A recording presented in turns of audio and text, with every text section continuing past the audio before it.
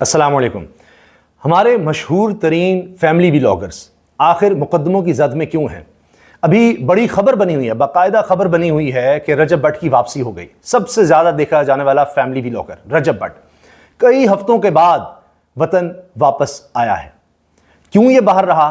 फिर आखिरी वीडियो जो आई थी ये वापसी से पहले की, वो थी हमले की। रजब भट्ट पर हमला हो गया, और ये किसी और ने नहीं, रजब भट्ट ने खुद वीडियो बनाई कि मुझ पर हमला हो गया है। इसी तरह से डकी भाई पर मुकदमा होता है, काशिफ ज़बीर पर मुकदमा होता है, कहीं नानी वाला का जिक्र होता है, आपस में इनके इख्तलाफात नजर आते हैं, लेकिन कंटेंट वाइज ये एक जैसे नजर आते हैं। अब इनकी कभी गिरफ्तारियां, कभी मुकदमात, आखिर ये इन तनाज़ात के झुरमुट में क्यों रहते हैं? क्या इससे इनके व्यूज़ बढ़ते हैं, इनकी रेटिंग बढ़ जाती है, इनकी सब्सक्रिप्शन बढ़ जाती है, लोग ज़्यादा इनको देखते हैं, इस वजह से ये कर रहे हैं, या ये बस इनसे हो जाता है? अभी जब रजब भट्ट ने ये कहा कि जी देखिए मुझ पर हमला हो गया, बाकायदा और वीडियो खुद रजब भट्ट ने बनाई और उसमें दिखाया कि गाड़ी के शीशे टूटे हुए हैं, और फिर वो कस्में खा रहा है, रजब भट्ट कस्में खा रहा है कि यकीन जाने कोई प्रैंक नहीं है दोस्तों, ये कोई प्रैंक नहीं है, मैं कसम खा के कहता हूं ये मुझ पर हमला हुआ है, बड़ा खौफनाक हमला था, बड़ा खतरनाक हमला था। लेकिन साथ ही वो क्या कहता है कि मैं कुछ दिन के बाद इस पर वीडियोस बनाऊंगा, आपको बताऊंगा। अब जो लोग मीडिया से ताल्लुक रखते हैं वो जानते हैं, किसी भी फिल्म के बारे में आप देखिए, किसी प्रोग्राम के बारे में देख लें तो उसको कहते हैं टीजर। टीजर मतलब जिससे टीज भी हो रहा है इंसान कि आगे क्या होने वाला है, आगे क्या, अप व्हाट नेक्स्ट, ठीक है जी, वो अप नेक्स्ट भी लिखा आता है कि आगे ये है, ताकि आप जुड़े रहिए हमारे साथ। तो ऐसा लगा रजब भट्ट ये कह रहा है कि अगली वीडियो आपने जरूर देखनी है। अब हमला हुआ है तो इंसान खौफजदा होता है, पुलिस के पास जाता है, लेकिन वो ये कह रहा है कि मैं आगे वीडियो में आपको बताऊंगा क्या हुआ है, और फिर कस्में क्यों खानी पड़ रही हैं? क्या इसका मतलब है कि लोग यकीन नहीं करते? इतने प्रैंक्स बना चुके हैं, इतनी इस तरह की वीडियोस बना चुके हैं जिसमें ये रियलिटी दिखाते हैं, क्रिएट रियलिटी कर रहे होते हैं, लेकिन पीछे सब कुछ प्लान्ड होता है कि कस्में खानी पड़ती हैं। अब हुआ क्या? खबर ये सामने आई कि असल में वो चोरी हुई, कोई चीज अंदर पड़ी हुई थी, शीशा तोड़ा बरतानिया में, वहां पर आम ये वारदात होती है, और इस पर यह भी कहा जाता है कि पुलिस पर सिर्फ एक रिपोर्ट दर्ज करवाई जाती है। आप ये भी नहीं होता कि पुलिस वहां पर पहुंच गई, बस आप एक रिपोर्ट कर देते हैं कि मेरी गाड़ी का शीशा तोड़कर किसी ने चीज निकाल ली, बस। क्राइम ये है, लेकिन इतना बड़ा क्राइम नहीं है जिसको हमला भी नहीं तस्वुर किया जाता, क्योंकि वो शख्स तो वहां है ही नहीं। हमला तो यह है कि उसके ऊपर कुछ किया जाए, लेकिन यह एक चोरी की वारदात हुई। खैर चलें, रजब भट्ट साहब को आप कह देंगे टेक्निकल टर्म्स का नहीं पता, हमले में और चोरी में क्या फ़र्क है, बहरहाल जो भी हुआ। अब वो वापस आए हैं तो अभी तक वो डिस्क्लोज नहीं कर रहे, बता नहीं रहे कि वो कहाँ पर हैं, कहाँ पर जाएंगे, क्योंकि उनकी ज़िंदगी को ख़तरात। 295C वाला मामला कि उन्होंने कह दिया कि जी इससे क्या फ़र्क पड़ता है, और उसके बाद ज़ाहिर है कि ये हुआ कि इन्होंने क्या कह दिया है, तो इन्हें मज़हब के कानून के हवाले से ये बात इन्होंने किस तरह कर दी, उस पर उन्होंने माफ़िया भी मांगी। उलमाए किराम ने भी फिर कहा कि जब माफ़ी मांग ली जाए ठीक है, कानून का एक अपना मामला है वो देखेंगे, लेकिन हमसे आकर माफ़ी मांग ली जाए, यही उलमा की राय थी।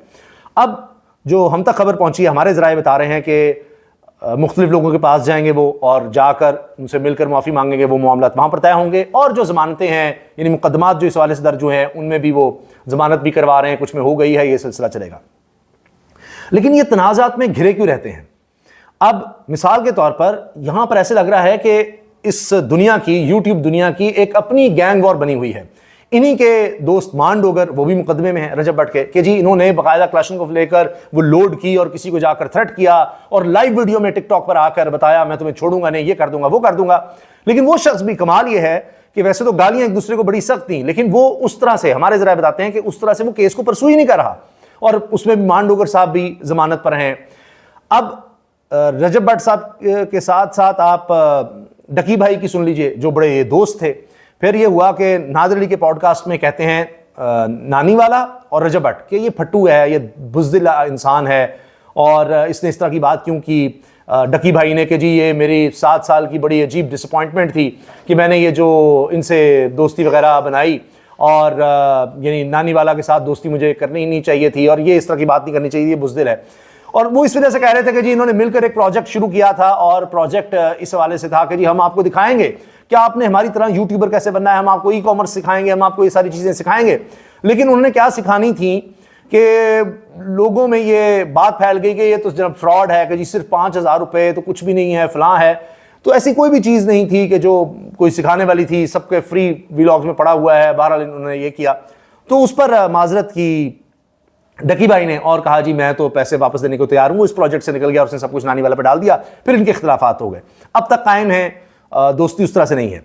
लेकिन अजीब बात यह है कि डकी भाई भी तनाज़े में आ गए और एक वीडियो, मुख्तसर वीडियो वो खुद बनाते हैं, यानी उनकी अहलिया कहा जा रहा है कि गाड़ी में थी, बना रही हैं, और उन्होंने कोई लेटेस्ट गाड़ी ली और उसका दिखाया कि जी देखिए इसमें कंट्रोल है, कंट्रोल ये कि मैं सो भी जाऊं तो ये लेन में ही रहेगी। अब लोगों ने जब वीडियो देखी तो जो बाशऊर थे उन्होंने कहा ये क्या हो रहा है, आपकी कुछ जिम्मेदारी होती है कि पाँव ऊपर रखे हुए स्टीयरिंग के साथ, टांगे ऐसे करके, और जनाब वो सो रहे हैं।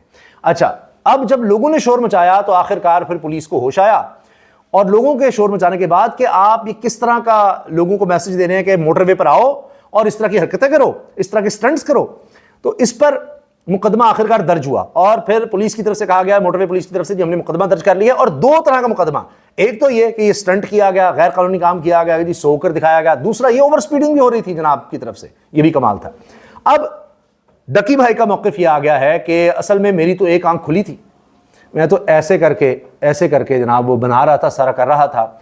और अच्छा ये मान भी लिया जाए, कहते हैं मेरे पास सबूत भी हैं, खैर मान भी लिया जाए, मुझे भी ये इस बात का यानी यकीन नहीं आता कि बाकायदा वो सो कर ही होगा कि जी साथ बंदा बैठा हुआ है और उसको पता है कि सो रहा है तो वो वीडियो बना लेगा, पाँव भी ऊपर हैं, वो खुद भी उसकी जान पर बनी होगी कि ये सो गया, पहले वो हिलाएगा उसको, अगर उनकी अहलिया थी शायद साथ। तो बात यह है कि आपने ये करके दिखाया, स्टंट ये है पाँव ऊपर रखना, और ये आप इस तरह की वीडियोस नहीं बना सकते, ओवर स्पीडिंग की वीडियो नहीं बना सकते। बात फिर वही रहेगी कि अगर आपकी चाहे आंख खुली थी, जो भी था, ये आपने गलत किया। अच्छा, उसमें उनकी जमानत हो गई है क़ब्ल अज़ गिरफ्तारी, वो जाते हैं जमानत डकी भाई करवा लेते हैं। अब डकी भाई का मामला ये है कि जमानत उन्होंने भी करवा ली, इसी तरह काशिफ ज़मीर नोटों का थाल लिया हुआ है, पुलिस वाला फेंक रहा है, उसकी भी गिरफ्तारी होती है। ये सब इन केसेस से निकल आएंगे, लेकिन जब ये निकल आते हैं तो ऐसे लगता है कि ये लोग कह रहे होते हैं catch me if you can. ये शायद हॉलीवुड की एक फिल्म भी है कि वो हर दफ़ा एक वारदात करता है और वो चैलेंज करता है कानून के इदारों को कि मुझे पकड़ सकते तो पकड़ दो। तो हर दफ़ा इस तरह का कुछ होता है और ये आगे बढ़ जाते हैं। एक चीज़ और मैं डिस्कस करना चाहता हूँ कि जन्नत मिर्ज़ा साहिबा, वो टिकटॉकर हैं, बड़ी मशहूर खातून लड़की है, और डकी भाई, इन दोनों के हवाले से लोगों ने कहा कि जिनसे पूछा गया कि आप मौजूदा हालात में कॉन्फ्लिक्ट चल रहा है, आप भारत के बारे में कुछ कहें, उसको कंडेम करेंगे, ये करेंगे, वो करेंगे, इन्होंने कोई जवाब नहीं दिया, जी अभी तो मैं फंसा हूँ, यह है जन्नत मिर्ज़ा भी ये गोल में कर गई। अब इन लोगों से ये कहना, क्योंकि जिन सेलिब्रिटीज़ ने ऐसा कुछ किया उनके अकाउंट भी बंद हो गए भारत में, इनसे ये तवक्को करना ये भी अपना अकाउंट बंद करवाएंगे, अपनी रोजी रोटी पर लात मरवाएंगे, और 1.5 अरब की आबादी है, तो मेरा ख्याल है कि इनसे तवक्को करने से पहले हमें अपने पॉलिटिकल लीडर से तवक्को करनी चाहिए कि वो क्या कह रहे हैं। कितने पॉलिटिकल लीडर्स हैं जिन्होंने इस पर आवाज़ उठाई है या कहा है? कुछ बड़े बड़े लीडर्स हैं जो खामोश हैं, जिनके ताल्लुकात बताए जाते हैं कारोबारी ज़ाती, तो उनसे भी कुछ ना कुछ एक्सपेक्ट करना चाहिए। अच्छा, अब ये बड़ी खबर है चुके कि जी रजब भट्ट साहब वापस आ गए हैं, और अभी वो डिस्क्लोज नहीं कर रहे, फिर आने वाले दिनों में सब पता लग जाएगा। तो इनका मामला ये है कि मैं हैरान हो रहा था कि किस किस तरह का कंटेंट बनता है। जैसा मैंने बताया कि रजब भट्ट पर हमला हो गया है, कुछ भी इनका हो जाए तो वो एक वीडियो का आपको मवाद मिल जाता है। इसी तरह डकी भाई के देखिए कि क्या क्या हरकत उन्होंने की हैं। ये तो अब है ना, इससे पहले दोनों मियाँ बीवी कुछ देर के लिए हिरासत में लिए जाते हैं कि जी आपने डिस्प्ले ऑफ वेपन किया है। रजब भट्ट भी ये कर चुके, तोहफे में ले चुके बंदूक, और इसके अलावा शेर का बच्चा भी उन्होंने तोहफे में लिया। जी तो जनाब रजब भट्ट शेर का बच्चा भी तोहफे में लेते हैं, वो भी गैर कानूनी है, और असलहे का तोहफा लेना वो भी गैर कानूनी, उस पर भी केस हुआ, लेकिन उससे भी वो निकल आए।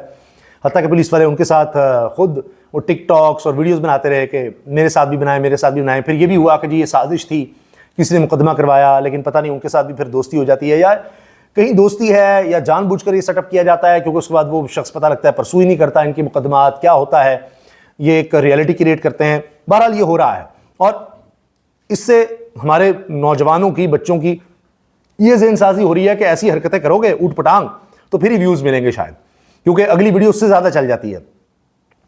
शादियां दिखाना, उस पर नोट करना, डॉलर्स फेंकना, ये सब करना, ये जी बहुत आप उसको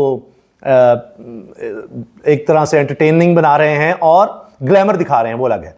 मगर डकी भाई सालगिरह पर कहते हैं कि हम अभी भी क्या करें, हमने पता नहीं वो आर्टिफिशियल इंटेलिजेंस के जरिए पता करवाया, क्या अब हमें बनाना चाहिए, तो वो कि जी बीवी खामद के कपड़े पहने, खामद बीवी के कपड़े पहने, एक दिन हम एक दूसरे के रूप में गुजारें।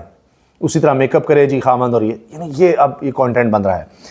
फिर बहरिया टाउन में जाकर शर्ट उतार कर जी डकी भाई ने कहा मैं वीडियो बनाऊंगा, सादुर रहमान उनका असल नाम है, तो मेरे इतने सब्सक्राइबर्स हो जाएंगे या ये मैंने टारगेट रखा हुआ है तो मैं ये करूँगा। वहाँ गए, उन्होंने वहाँ बहरिया टाउन के इलाके में खड़े होकर वो काम कर दिखाया। फिर बहरिया टाउन ने शिकायत की, वीडियो भी उनको उतारनी पड़ी, यानी उनको डिलीट करनी पड़ी और माफ़ी भी मांगनी पड़ी, ये सब करना पड़ता है।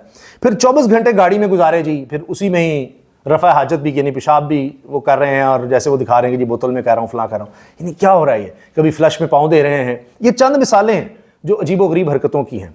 फिर कहीं माँ बाप के साथ प्रैंक हो रहा है, यानी माँ बाप के साथ अजीबोगरीब, या रिश्तेदारों के साथ अजीबोगरीब, बहन भाइयों का अजीबोगरीब तरह से सामने आना, मियाँ बीवी का जनाब वो बेडरूम्स तक आप दिखा रहे हैं, क्या कर रहे हैं।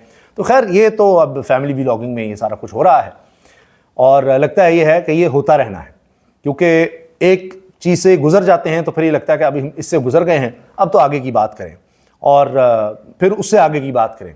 तो अभी ये एक फिनोमेना बढ़ता चला जा रहा है, लेकिन कहीं ना कहीं कुछ ऐसा हो सकता है, अल्लाह ना करे कोई हादसा ऐसा हो जाए, लेकिन फिर ये एक गुब्बारा है जो फट भी सकता है इस तरह के कंटेंट का।